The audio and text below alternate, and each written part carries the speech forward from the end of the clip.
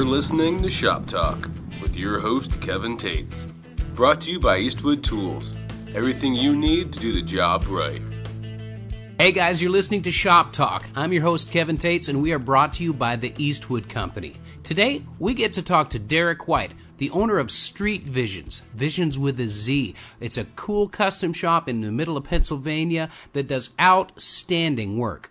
Derek's not just some fly-by-night custom car guy that decided he wanted to build a shop. He's got a 15-year heritage and history in NASCAR and professional motorsports and racing. So he's more than qualified to build awesome street cars. We talk about his career in racing, what's up with Street Vizions, and what's coming down the pike for Street Vizions as a shop, and current trends that we both see in the industry, as well as some things that are a little bit troubling to us. We also answer another email from a listener and hand out some more prizes, so keep those questions coming, guys. But for now, let's talk to Derek White of Street Vizions on Shop Talk. Hey, you're listening to Shop Talk. I'm your host, Kevin Tetz, and we're brought to you by the Eastwood Company. Do the job right with Eastwood. Well, I don't know about you guys, but we've been getting glimpses of that big yellow thing coming down through the sky down here in Tennessee, and I am dying to get out to some car shows and stuff and take my car out and stretch its legs a little bit, get it de-winterized. And that's kind of what we're talking about today. We're going to be visiting with a guy with a fantastic shop and a racing history. And to me, you know, it's fading into the distance are the days of a show car with no oil in the crankcase that has to be pushed on and off of a trailer and is basically nothing more than a big full-size display model. And to me, the trends are heading more and more towards a show driver status. And I tell you what, I like it. So today, we're talking with a shop owner that puts a serious emphasis on the driving aspect of the cars that he and his shop, Street Vizions, builds, and taps into his racing background and experience to build some serious cars. We're talking with Derek White from Street Vizions. Derek, how you doing, man? Good. How you doing, Kevin? Yeah, not too bad. Like I said, we had some sun today. How about you guys up there in PA? Yeah, we did. We had a good day today. It hit almost 60 degrees, so we're feeling a lot better and getting rid of all the snow up here. Man, it does the body good. It seems like it tunes up my psyche a little bit when the weather comes out a little bit. But well, I got a bunch of questions I want to ask you, man. And in the first place, I looked on your website. You've got some beautiful projects going on there. You're no stranger to this stuff. How did you get started in the automotive industry? I started automotive industry when I was 20 years old. I had a service station in Pennsylvania, and that led to I've always wanted to work for NASCAR, and that was one of my dreams, so more or less followed my passion and ended up working at NASCAR in 1996. See, that seems to be a goal that a lot of people would have. I have had pipe dreams of that. I've visited a couple of race shops, and you talk about a high-stress, high-pressure environment. What was that like? I mean, I know there's you know, the race time where you're on, but is there downtime in that industry, or is it all just go, go, go? No, it's all go, go, go. Because everybody, you know, from being on the outside looking in, you would look at it and say, well, the racing's over. We did 36 races, and now it's time for winter. So everybody has off in the winter. No, we rebuild every car in the winter. Right. And it's actually, we spend more time at the shops than we do at home. So, right. And it's one of them things where you just rebuild every car. You take every nut and bolt, everything, and redo them and get ready for the next year. Well, we had the opportunity on one of the TV shows that I did to go to Bobby Hamilton's race shop, and it's down here in Middle Tennessee. And they weren't NASCAR; they were you know a league underneath, but you know. It was a meticulous shop, and it was huge. And the only thing they didn't do in-house was build their engines, and they subbed those out. They were a Mopar-branded team. And we got to watch pit practice. And actually, my co-host on the show got to be a wheelman for a second. And let me tell you what, that's a workout. Talk our listeners through, you know, a day in the. Let's just focus on pit practice. A day in the life of a crew that actually changes tires and refuels. How long do those rehearsals go on? They usually rehearsal every day for 2 hours, and it's intense the whole 2 hours. There's no stopping. They are still doing just like they do at the racetrack. The same kind of tires, the same kind, preparing all the lugs, nuts on the wheels, and everything's the same way. I mean, it's no different than when you see them at the track. And the guys, half of the crew were coming back from their daily workout, which is mandatory. They're not vain people, but it was explained to us by the crew chief that you have to keep your body as in tune as the vehicle that you're prepping to race. Would you say that's an accurate statement? Yes. What they do is they have 2 hours of pit practice, and they have at least an hour before pit practice that they have to work out to get their body in shape, ready to go. So every day they're working out. Plus, these guys are still working on the cars. They're just not there for that. They actually work in the shop and do the same thing. I can tell you when you said Bobby Hamilton, I started with Bobby Hamilton Sr. Really? And yes, that's what I started at Morgan McClure Racing. And he was a great guy. Just let me put that out there to work with. But I carried tires for Morgan McClure, and that's what we had to do. You had to work out. It was always working out. Very cool. Well, the tire guy that was in the practice, I got to tell this story. I can't remember his name for the life of me. I wish I could. I hope he's still in it. But for some reason, he grabbed the tire wrong on the one pulling it away and rolling the other one up too, and he got his finger hooked in between two spokes, dislocated his finger. You heard him say something, just kind of under his breath, and he went on through the motions. They got the pit practice done. The car zoomed off out of the box, and then he decided that he could have pain. Yeah. And I mean, he was so focused on it, man. It was incredible because we looked at his finger and it was kicked off at a bizarre angle. It wasn't supposed to do that. And and the crew chief came over and smacked it, and then they carried him off to the hospital to make sure it wasn't broken, but it was just dislocated, the second digit. But it was just impressive. Not that I had a man crush on the guy, but it's like, holy cow, what focus. And I guess you have to have that, don't you? Or you have to be 100% focused, because when you're on pit row on Sunday and them cars are coming down through there at 55 miles an hour, you had better be on your game, because especially if, when you're pitting behind somebody, the guy in front of you comes, he could all but hit you. So you have got to be focused 100% at all times. Yeah, absolutely. And because, races are won and lost in the pits, right? Yes, very much. Yeah, you can come in, you could come in 5th and you could go out 20th. It all depends on your pit crew. Yeah. Well, how many different positions have you held on a pit crew in NASCAR racing or other divisions? In the NASCAR racing, I was just a rear tire carrier for Morgan McClure for a while. I was actually a lead mechanic. Right. Is my trade through the business. And I went to work for Penske, and I also worked for Rick Hendrick. So wow. It was very good. Yeah, I worked for Terry Labonte. It was very nice. Really? Yeah, Terry and Bobby. I used to work for a body shop, and Terry and Bobby, my shop owner, the body shop manager, he couldn't figure out who was his favorite driver. It depended on the weekend who he was pulling for. But you're dropping some good names, man. That must have been a fantastic experience to have a goal, to set the goal, and then achieve it. And I don't know, man. Hats off to you. That's cool stuff, Terry.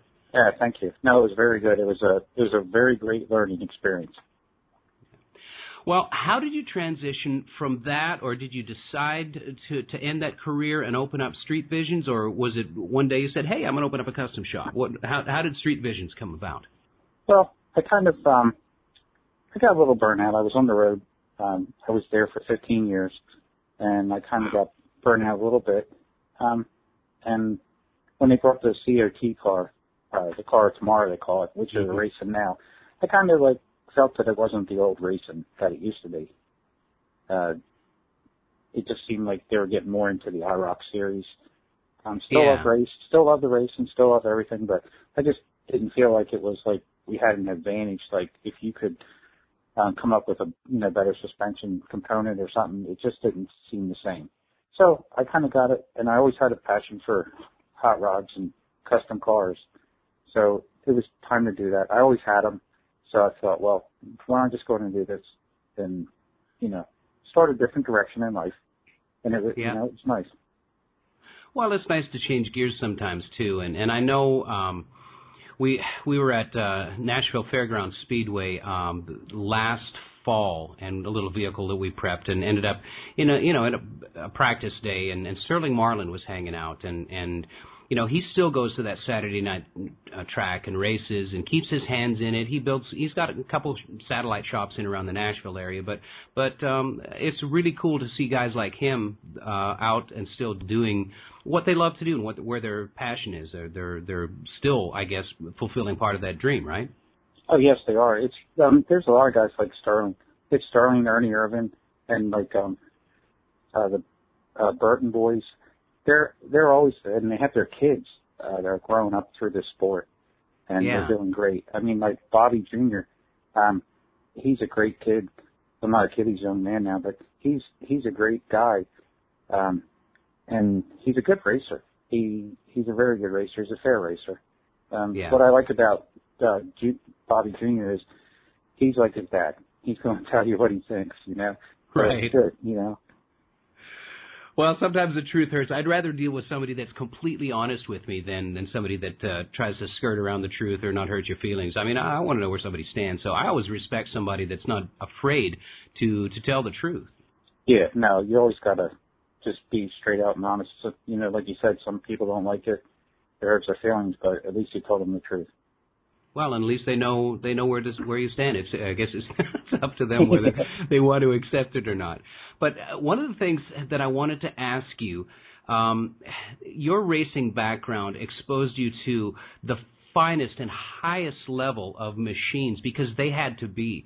How does your racing heritage and your racing experience, being a lead mechanic and all the different positions that you've held, how does that carry over into building street cars, or does it? Oh yeah, it does very much. Just the fabrication end and the machining end, you learn so much, and the geometry of how to put suspension under a vehicle, whether it's a road course car or a street car. I mean, it all works in your favor. Yeah. And as far as what really has helped me in having a business, my shop is like a Winston Cup shop, as clean as it is and everything. And I think that carries over to your guys, and it gives them a better outlook of how they build the car, how the car's going to finish out. It was a great experience, and I carried it through to the hot rod. And to where people come into our shop and they're like, oh my God, how clean is this? It looks like a Winston Cup shop. And that's what you want. I was about to say that, of course it carries over to your guys because the standard of their work gets elevated, but your customers, your clients that come in and see the environment that their car is being built in, it can't not be a benefit to your customers and your clientele. But we get a lot of customers that come in and say, I've been to this shop and this shop, but my God, look at your shop. I want my car down here. Absolutely. I've done articles in newspapers and magazines on how to qualify a shop to take care of your baby, or that you can trust, and that's one of the biggest things. Is number one, how do they treat you, and number two, what does the shop look like? Do they care enough about their tools that they're actually going to care about your car? So that's huge, man. It's got to be probably just the way you do things. I've got some buddies that are they're Marines. I don't say ex-Marines anymore because they're always a Marine. But this one kid is an engine builder, and he does circle track stuff down here. And his name is John Bouchard. He's a fantastic guy, and salute him for his service. But you watch him work around an engine, and this is carryover from the Marine Corps and racing. But everything he does is methodical and meticulous, and I don't know. That's the kind of shop that I want to work on my car. Yeah. So I'm going to bring you a Camaro, okay? Yeah, that's fine. I mean, like our shop, it's great because you don't need a creeper. A lot of guys use creepers. You can just lay on our floor. That's how clean the floors are. Just lay on the floor and fix it. Do what you're doing. Yeah. Yeah. And I think the guys really appreciate it, and they like that. They go home, they come home, they're semi-clean, and they're not like all messed up, and you don't have 10 engines sitting here with grease all over it and everything else. Everything's nice, neat, and clean. Well, let's face it. We probably spend more time at our job than we do at home. It's certainly more focused time, and I always have it at body shops and weekends and overtime, and especially now with the TV stuff and all that kind of stuff. You end up invested in it, so it might as well be an environment that you can be proud of, and that's got to mean a lot to your guys that work with you. How many people do you have on staff? There's four guys that work in the shop and myself, and we have one secretary. Right. That's a nice round number, and you can, I guess, probably keep pretty good workflow. But I wanted to ask you, I've got a question written down here. I want to know what you think about the whole pro touring movement. Basically, it used to be called Gymkhana, and now it's autocross, and now it's pro touring with speed stop challenges. What are your thoughts on those types of cars that are kind of coming forth in the muscle car world? I think it's a very good outcoming of them cars, because it's showing diversity of, not everybody can own a red 69 Camaro that's built original, but these guys have taken it to another limit, as far as like the autocross and everything else. I don't know if you know Kyle and Stacy at Detroit Speed. I do. I know Kyle and Stacy. They do it. They have really brought the pro touring to the next level, and their autocross stuff is unbelievable. They do a great job, and they do it for good guys. They turn around and every event has that road course to it, and I think everybody likes it, and it gives you a different diversity of people. Kyle's background as an engineer is it comes in huge, and he's such an understated guy. He's so humble and so nice when you speak with him.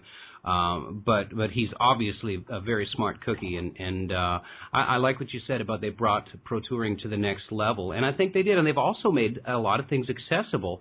For instance, their mini tub kits on F-body Camaros and early first-gen Camaros as well.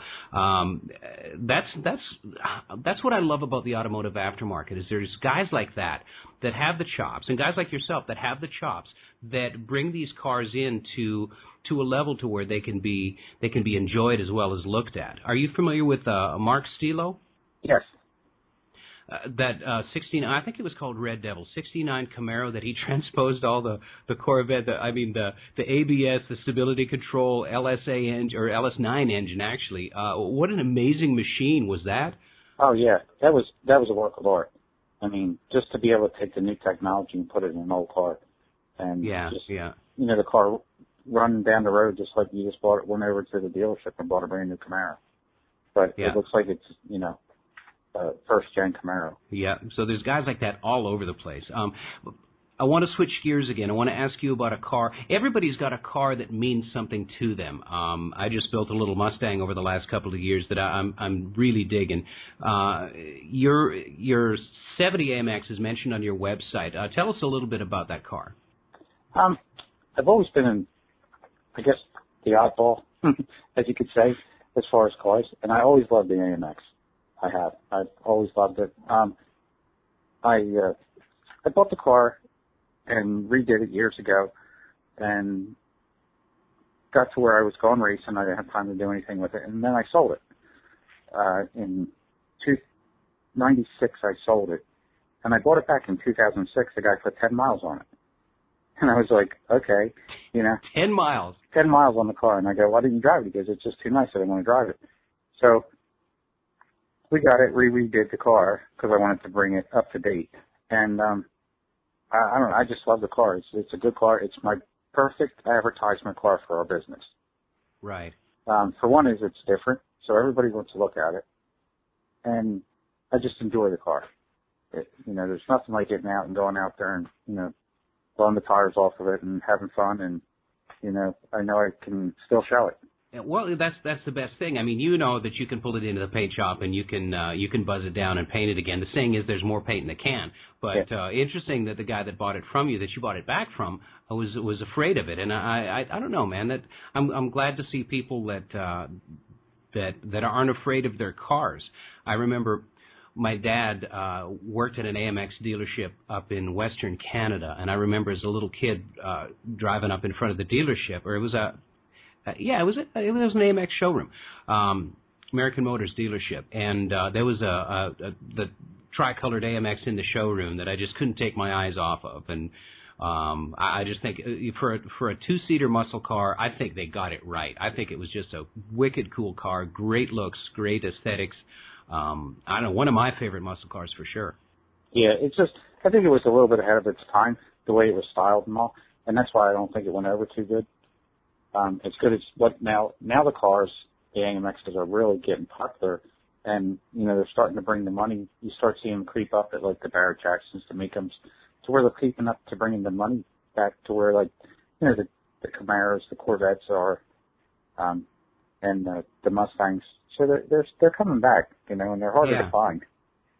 Well, hopefully the aftermarket will do like it did with Mustang and Camaro and some of the Pontiacs. When the demand is there, the aftermarket kicks in and supplies, and that's just the rule. And maybe with the popularity of some of these, as you say, oddball cars that are arguably, you know, historically significant, you know, maybe companies like AMD and people like that will start popping panels for these cars again instead of us having to go through, you know, junkyards and find Arizona cars to rebuild ours with. It's funny because everybody's like, oh, the suspensions on them and all. And actually, there's a company out there now, Control Freaks, that turn around and make all aftermarket suspension for AMCs. Really? For Pro Touring. Oh, it's so cool. Yeah, we're doing a little 67 Rambler Rogue in the shop now with all Control Freaks underneath it. And it's very going to be cool. a very killer Pro Touring Rambler convertible. Excellent, excellent. Well, you guys that are listening that are AMX guys, Control Freaks, check them out online. I'm sure they got a website. Yes, they do. Very nice one. Good deal. And by the way, we're talking with Derek White of Street Visions and shop owner, 15-year NASCAR veteran, interesting cat to say the least. And we've got a listener question to ask here in just a little bit, and maybe Derek, you could help with this. I'm sure it's right up your alley. Okay. But I wanted to ask you, we talked prior, and I wanted to ask you how you got introduced or acquainted with the Eastwood Company. Eastwood Company, I've always bought products from them, and they were very, you know, their stuff is very good. They have very good products. But now I'm only 10 minutes from them. There's a gentleman that works there, Mike Allman, and he's a friend of mine. Yeah. And he turned around and he says, look, why don't you come up and take a look at our stuff, come through, and they give me the whole tour of the place. They're very nice. Great guys. And we just really hit it off, and I hit it off with all the guys in there. Nick, their marketing guy, and everybody. And we just started working together. And some of the stuff that they make, we try a lot of it, and we give them our feedback. And that's what they want. Right. They want to know yes or no. Hey, your shop, tell us if it's any good or not. And there's some stuff that we do, and we refer to the Eastwood Company. Hey, maybe you want to try this. And it works great. I mean, them guys are super guys. We do some videos for them on the YouTube videos. We spray different paints and different primers and sealers, and they come down and video it. They have a guy, Randy, that does all their videoing and does YouTube videos, and they're just unbelievable. The guys are great to work with. Well, that's great that they're that close to you. I didn't realize that they were right around the corner from you guys. And I know all of those people. And I mean, I've had an association with the Eastwood Company since 1999. They picked up some of my instructional DVDs, or back when they were VHSs back then. And I've been working with them ever since and buying stuff from them like you since before that. But what I like about them now seems like more than ever. And, of course, this has turned into a circular commercial about Eastwood. Yeah. But they seem to be really focused on not just selling stuff to people, but empowering people with the knowledge and how to use it and the courage to go forward. So I think it's a great place to buy stuff. And I don't know. I'm glad that they ask for your honest opinion, too, because that matters. You know, when you're doing a review, people want to know, and they want to trust what you say. Yeah, they do. And it's just like, I know you've done a lot of classes there, Kevin, that you've done for Eastwood and stuff, and we've done some classes for them, you know, of how-to videos and stuff, and they just help you out so much. And you and I are no different than the guy calling in off the street, and I've seen it there. I've seen their call center in action, and they honestly want to help. They don't just want to defer the customer service call over to somebody else. They want to make sure that you're having a good experience, and I think that's rare these days. Well, yeah, the whole thing is if you have a problem and you call Eastwood, they're going to fix the problem. I mean, yep. It doesn't matter what it costs them; they're going to fix the problem, even if it means like you might have got a defective part from them or a piece of equipment or something. They will fix whatever it is to make you happy. Yeah, a buddy of mine uses their TIG welder down here in Tennessee, and he doesn't just use it; he uses that welder, and I think I don't know what happened. Maybe like an inverter or something on the inside messed up, and so he called customer support, and he was almost out of warranty. And they went ahead and they shipped him a brand new unit, paid for the return card on his. He didn't have to pay for anything. They replaced his TIG within a couple of days, and with no questions. They said, "Well, you bought it from us. We got a warranty. We're going to take care of you." End of the sentence, and you can't ask for more than that. Oh yeah, that's just the way they are. I got to tell you a little story about everybody. When you say Eastwood, everybody thinks they're in California. Right. Okay? And I don't know why, but they do. And it's just the way it is. There's a gentleman that lives 4 miles from Eastwood. He called and he ordered a welder. So they sent it to him.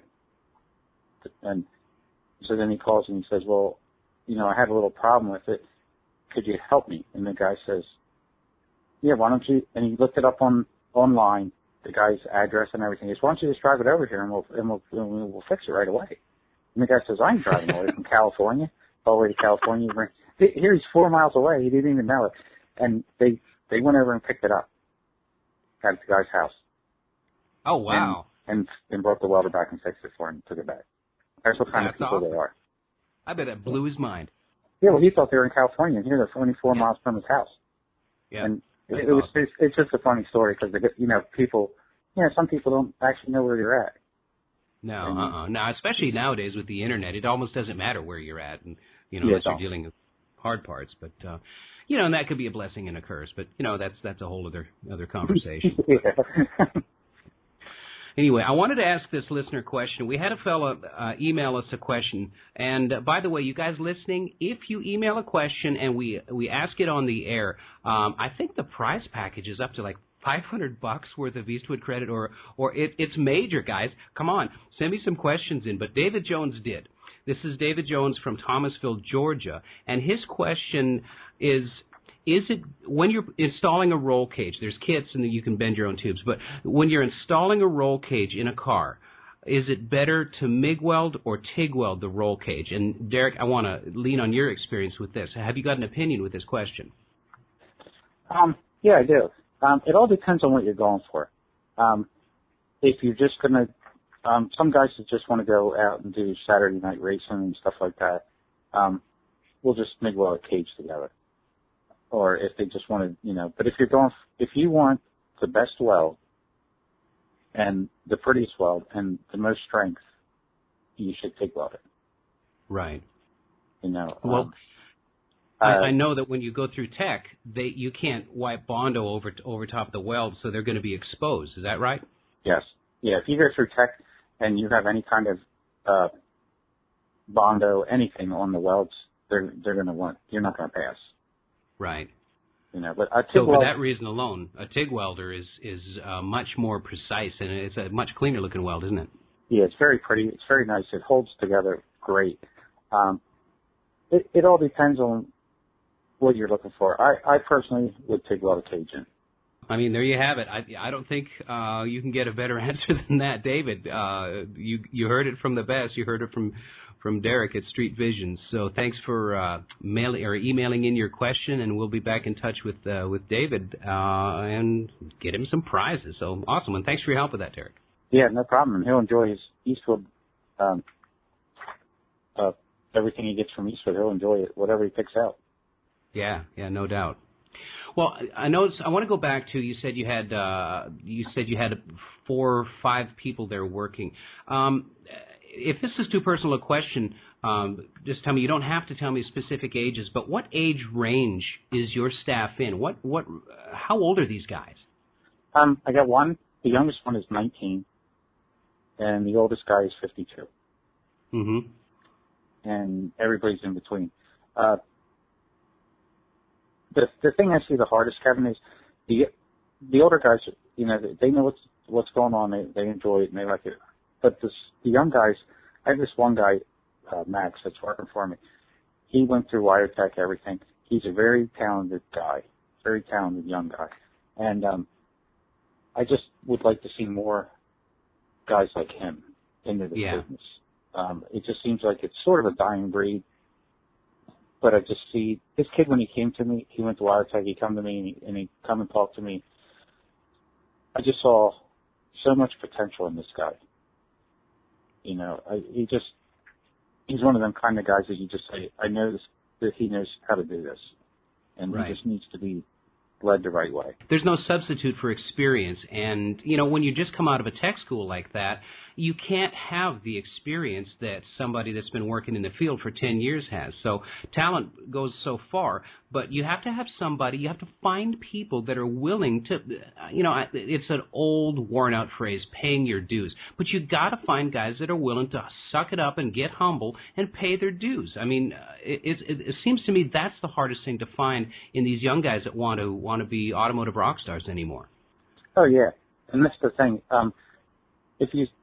The worst part is you get some of them, you know, they want to plug and play with the computers. And that's, you know, that ain't going to do it. This is a hands-on craftsmanship industry.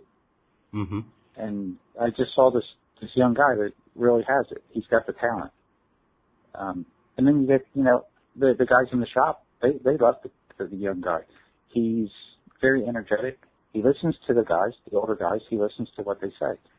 And you don't find that too much in a young guy. But I just wish that the younger generation would understand that they need to do more of getting involved in the hot rod kind of craftsmanship. I just really wish I could see more of that. Well, I've always said that if all of this other stuff that I'm doing dries up and I went back to work in collision shops, I would be just fine because I like the work.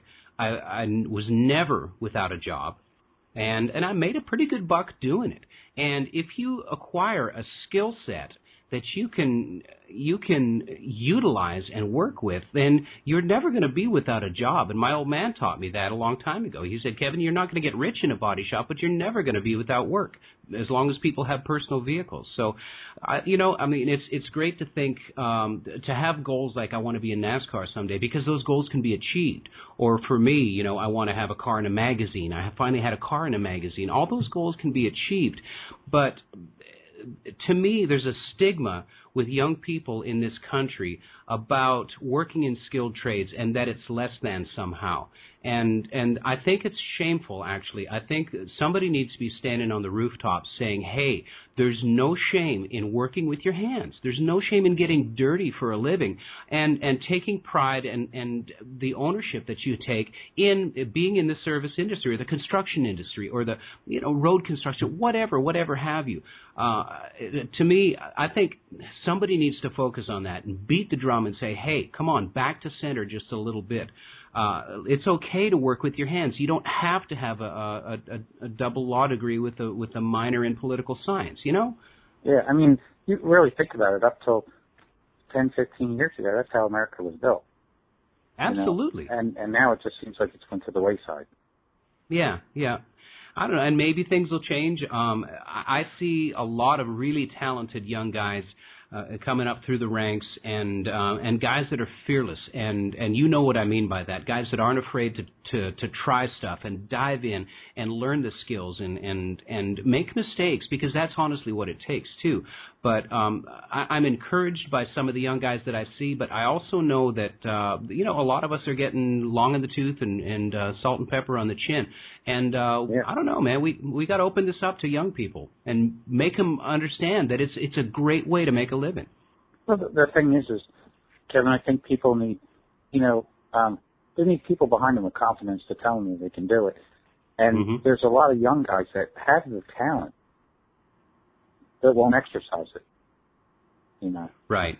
Yeah, I don't know if it's just like they get in a lazy stage or something, but there's a lot of young talent out there, and I think they're afraid to actually step forward and say, I can do this.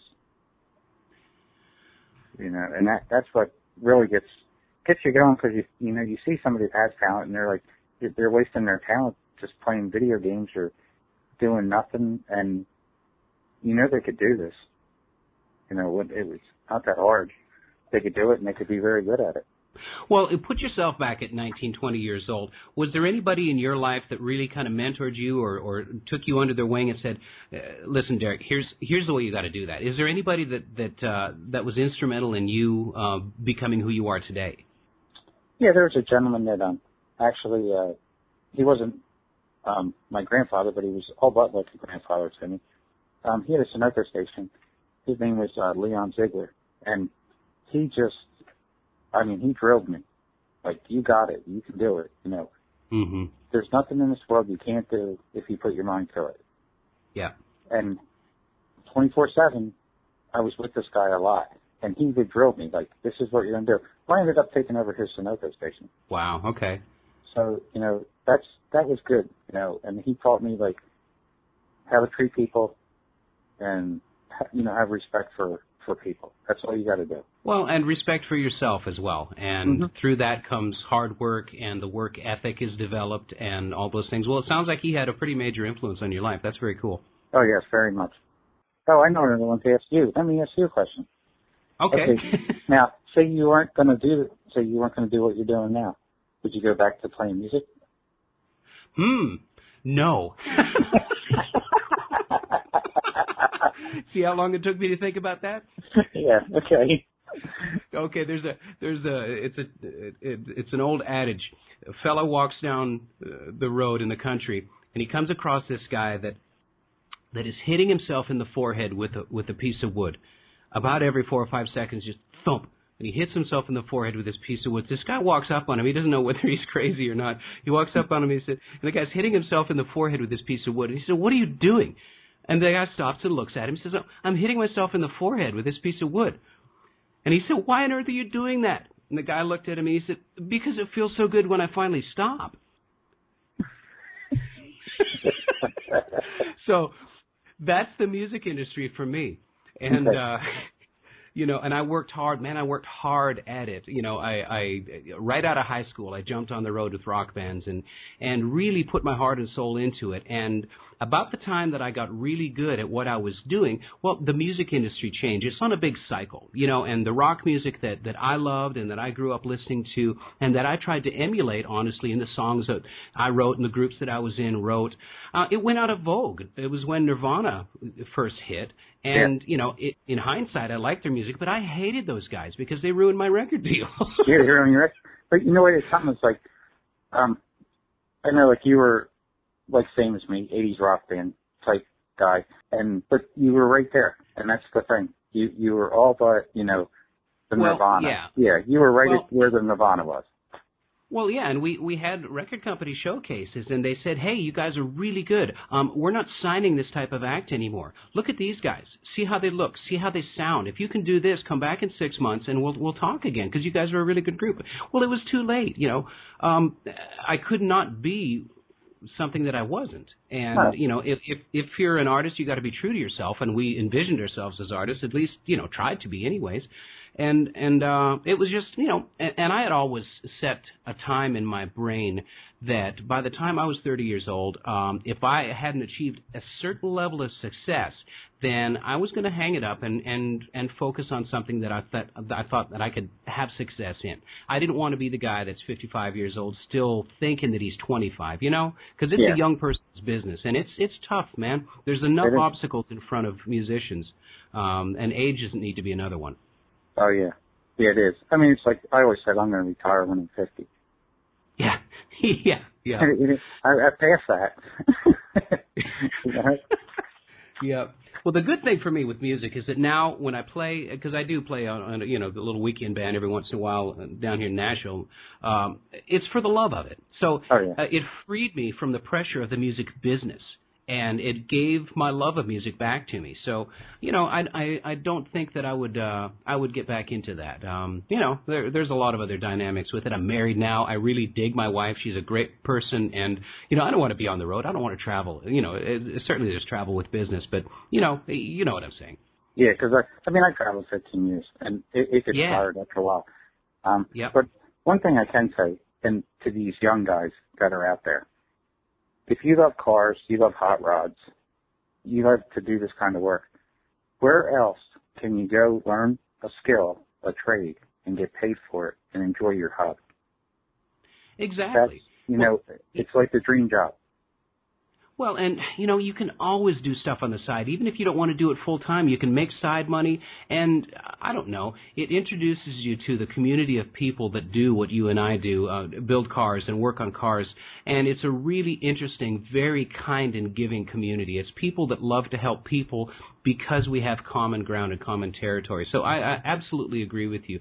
Any of the young guys listening to Shop Talk today, if you have an inkling, jump in and do it. You can always change your mind. But once you have that skill set, but once you have that skill set in your back pocket, you can always go back to it as well. Yes. And enjoy it. I mean, it's not like a job that somebody's going to be pounding down your throat all day long. No, there's creative freedom in it, absolutely, especially when you're building cars for people. And you know, it's neat. There's a lot of gratification in it because you're fulfilling somebody else's dream, too, that maybe doesn't know how to build a car and making a living while you're doing it. So there's just an awful lot of good reasons to get into it. Yes, very much. Excuse me, tickle.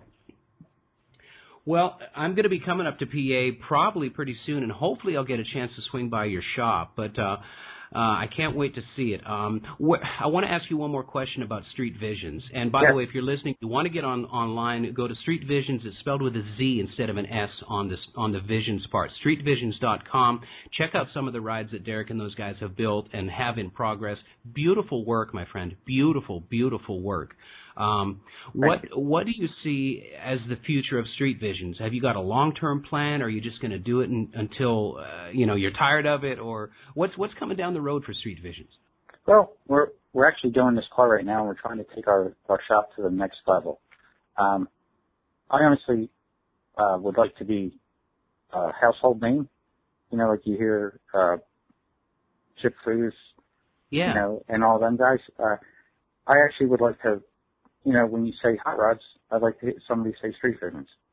Yeah. And our thing is, with the passing of Boyd, I'll honestly tell everybody, Boyd had probably the best hot rod show out there. Mm-hmm. Boyd Coddington, because he showed you real hot rods. He showed you what they were doing and how they were doing it. Yeah. And they had minimal drama in there, you know, and it was just, and I know some of it's TV and you got to do it. But to do a show like that was great because they showed you everything they were doing, how they were doing it, and then giving it to the customer, unveiling the car. It's not like some of the shows you see now. There's all drama, and our vision is maybe one day have a TV show, and to build hot rods not on a level like that. We want to build them to the level like Chip Foose, Boyd Coddington, the Ring Brothers, Troy Trepane. I mean, we want to build cars like that. Yeah. And we want to be out there like they are. And I think we're headed this direction. I think this new car we're doing to be debuted at SEMA in 2014 will put us right where we need to be. So where's it going to be at SEMA show in 14? The car actually sitting. I don't know. Are you going to have your own booth or? No, we're probably going to have one of the vendors have it at their booth. Right. No. Well, man, that's a huge honor. So that's going to happen right now. You're going to have it out there. Yeah, we're going to have it there in November. We're actually building the car right now. Yeah. Well, that's the thrash. I've been through that.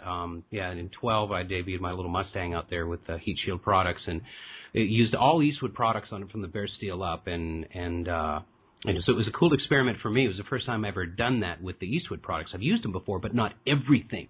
So it was a mad thrash that that summer of 2012 to get the car ready, and there was still some issues with it. But I trust you guys are going to be a little more ahead of the eight ball than I was with Jaded. But well, good luck, man. And you know, I applaud you for having goals, because without goals, we're directionless, and you know, there's nothing to say that you can't achieve that. There's no rule that says that you can't get what you want. You can't get the TV show. All you got to do is want it bad enough, you know? Yeah, if you want it bad enough, you'll get it, and you work hard at it.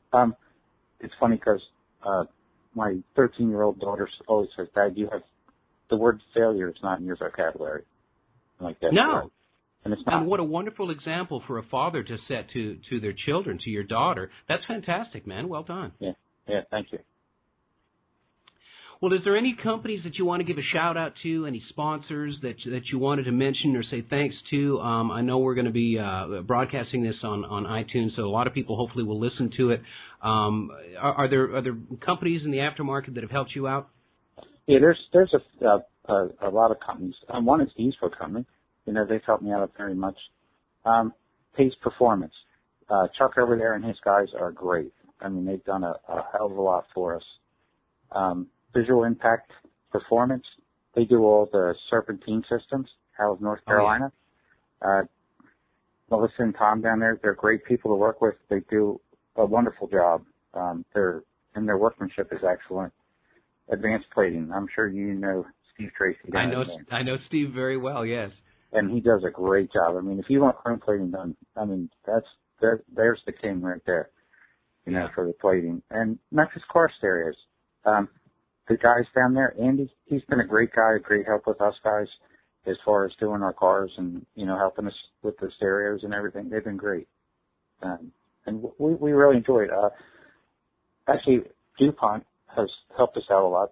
That's one of our main paints that we use, and now It's called Exalta now. They help us out very much. We have, you know, special project cars and stuff. They help out. We also take cars to their shows to display their paint products and everything. So they really helped us out. There's been a lot of nice people out there to help us.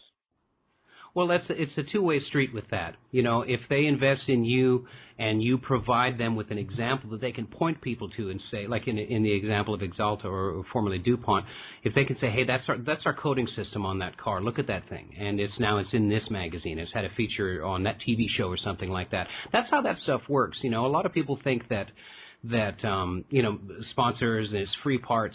There's nothing free about free parts, and no. You know what I'm talking about. You got to give back. You got to give a prime example of why that part is on your car and represent that company. So, you know, it sounds like you do that very well because you've got a lot of managing or a lot of partners that help you. And I don't know, it sure is nice to be in an industry where people can believe in each other, isn't it? Oh yes, it is, and it's great because it's, you know, Kevin, like you call somebody and you can trust that you're going to get the part, and you trust their part anyway, the quality and everything. But it's just nice to know people. And when you're at, like SEMA, you're at other trade shows and car shows, they remember you. It's not like they just forgot about you, you know. Yep. Excellent. Well, that's why we do what we do, is because of the community that we're in, I think. I think I can speak for both of us on that level. But yes, very much. Yeah. Well, Derek, I want to thank you for sharing of your time. I know you're a busy guy. Guys that are listening, go to streetvisions.com and check out some of the fantastic work that they do over there. And I hope to talk to you soon. I'm coming up to PA at the end of this month, and hopefully we'll get some time to come over there. And I just want to say out loud, thanks for doing what you do and for being a part of our Shop Talk show. Yeah, and I want to thank you very much, Kevin, for having us and me, myself, and actually Street Visions on your show. Absolutely. We're proud to do it, and proud that you're associated with the Eastwood Company, too. So we're going to sign off. I want to thank everybody for listening. Thanks to Derek for being a part of the show. And remember, do the job right with Eastwood. We'll talk to you soon. Well, Street Visions is a shop that I would most definitely put one of my cars there if I wasn't working on it myself. Well, Derek certainly knows what it takes to have a successful shop, from the great attitude that he has and shares with his employees, as well as an immaculate shop and outstanding work. You can't beat that. Thanks, Derek, and thanks to the crew of Street Visions for sharing him and letting him be a part of our Shop Talk program. So in the meantime, keep those questions coming. We're giving away prizes like crazy. I'm your host, Kevin Tetz, and you're listening to Shop Talk, brought to you by Eastwood. Do the job right with the Eastwood Company. Check out everything at the Eastwood.com website. Eastwood has what it takes to do the job right. And you know me, I like to do the job right. Thanks for listening to Shop Talk. I'm Kevin Tetz.